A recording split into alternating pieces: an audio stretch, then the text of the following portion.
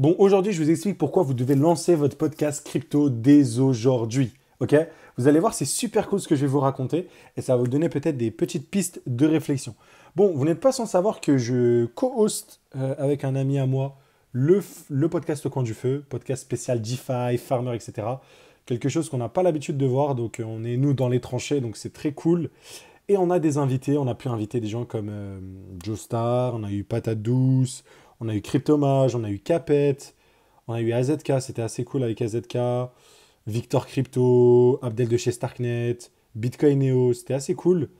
Donc ouais. Et en fait, pourquoi c'est important de lancer un podcast? Parce que là, je raconte ma vie. C'est parce que ça m'a permis de faire des connexions incroyables. Et en fait, j'avais vu un Anglais raconter ça, et bah, en fait, je l'ai fait sans, entre guillemets, copier l'anglais, mais en voyant l'anglais, je me suis dit, bah, je vais vous partager cette thèse-là. En fait, lancer un podcast, ça vous permet d'interagir avec des personnes très très smart. Donc déjà, pour vous, vous élever, j'allais dire spirituellement, mais plutôt intellectuellement, notamment dans cet espace, et d'avoir un peu la vision de plusieurs personnes avec leurs spécificités.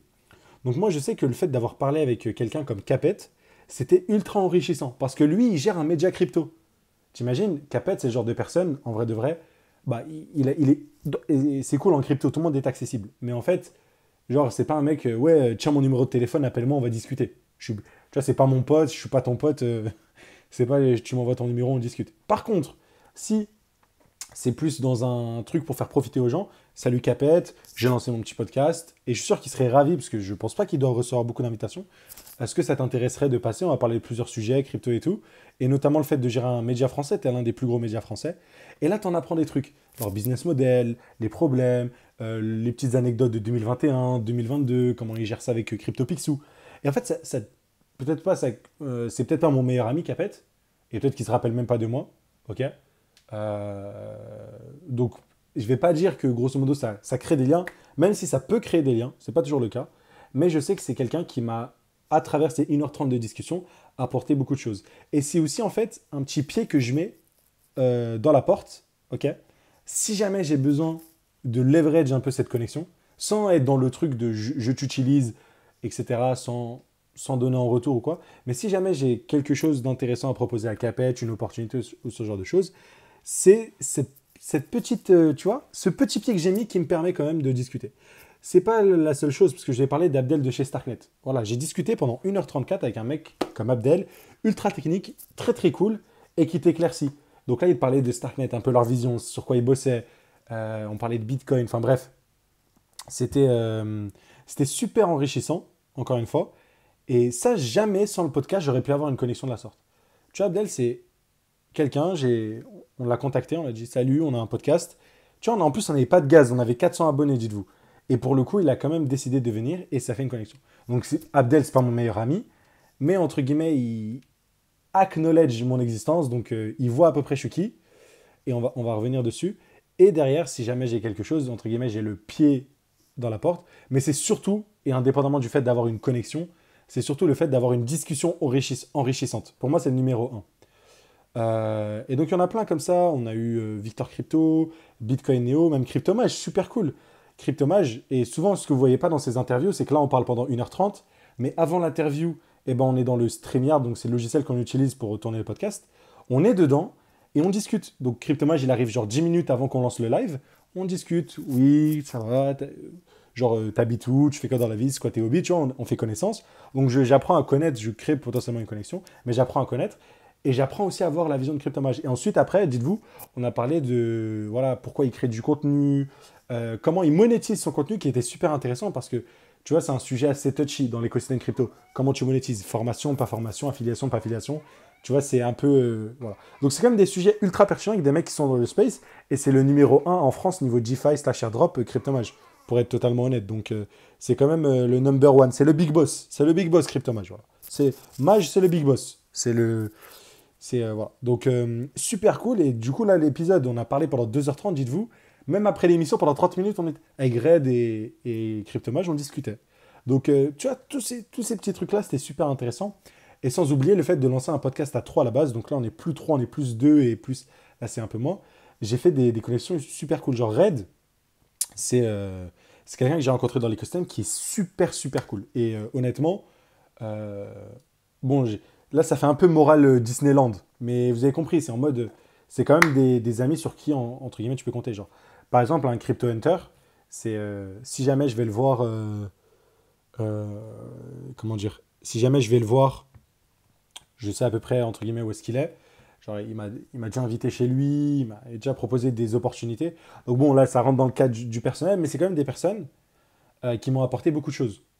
Euh, et juste parce que j'ai décidé de lancer un podcast, de discuter avec eux. Donc voilà.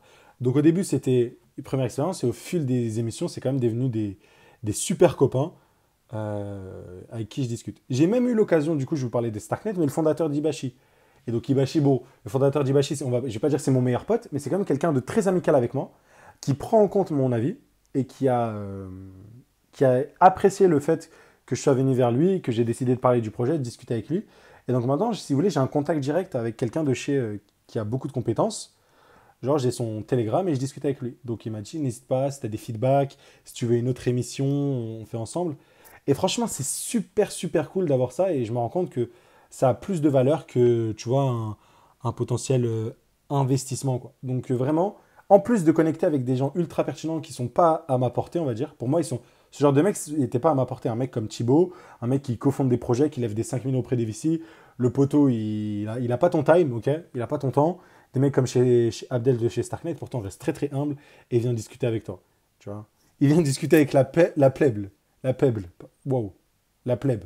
Waouh. J'en perds mon français. Mais vous avez compris. Donc ça crée tes connexions et c'est super intéressant. Donc oui, c'est pas à la portée de tout le monde de lancer un podcast, mais c'est quelque chose. Si jamais vous êtes un yapologiste et vous aimez bien discuter, moi vous avez vu, chaque semaine j'arrive à parler pendant 1 heure. Je suis une pipelette. Je suis une pipelette. Pendant 2 heures, j'arrive à parler avec des gens de crypto. Chaque semaine. Et là, ça fait plus d'1 an. Donc si c'est quelque chose qui vous plaît, c'est super intéressant. Et en plus, vient avec le podcast la fameuse street cred. Bon, ça me fait un peu rire, mais c'est super intéressant, tu vois, d'avoir un compte Twitter.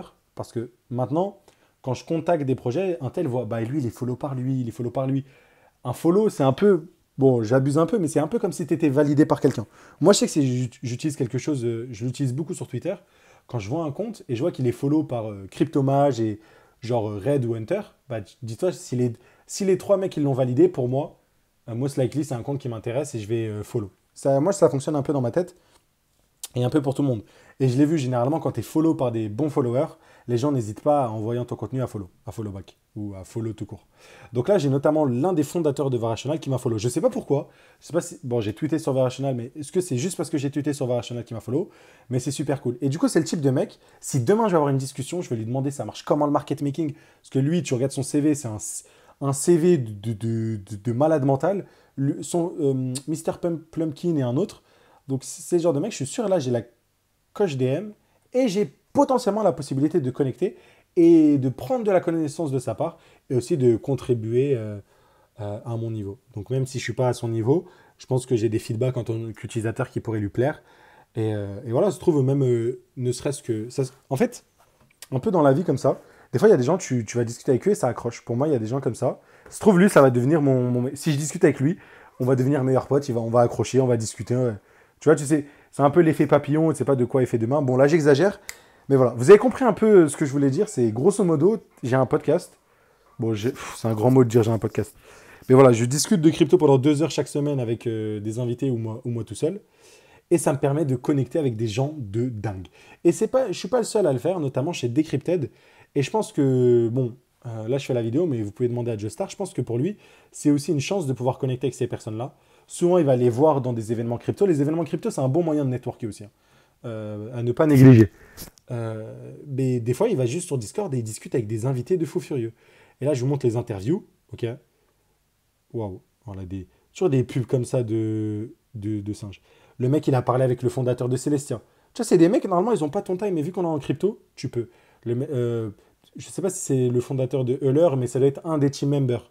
Il a parlé avec le fondateur de Berachain. Berachain, c'est des mecs qui ont levé 200 millions à une valorisation de 2 milliards. Les mecs, ils ont créé un truc qui, selon les VC, valait 2 milliards.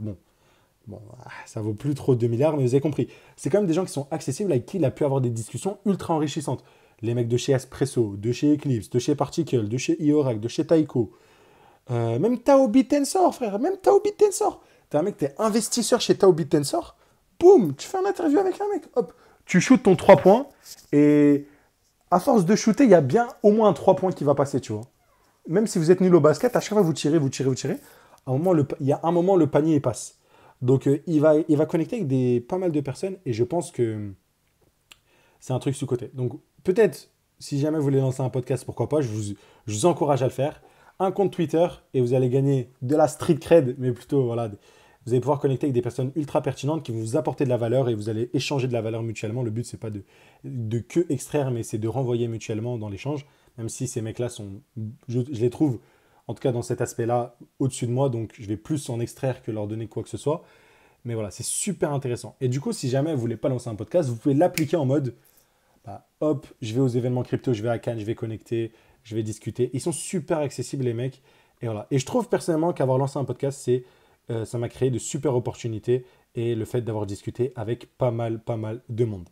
Voilà pourquoi, selon moi, vous devez lancer votre podcast. Et en attendant, allez follow au coin du feu. Yeah. Allez follow au coin du feu et follow cette chaîne YouTube, on parle sans filtre, comme d'habitude.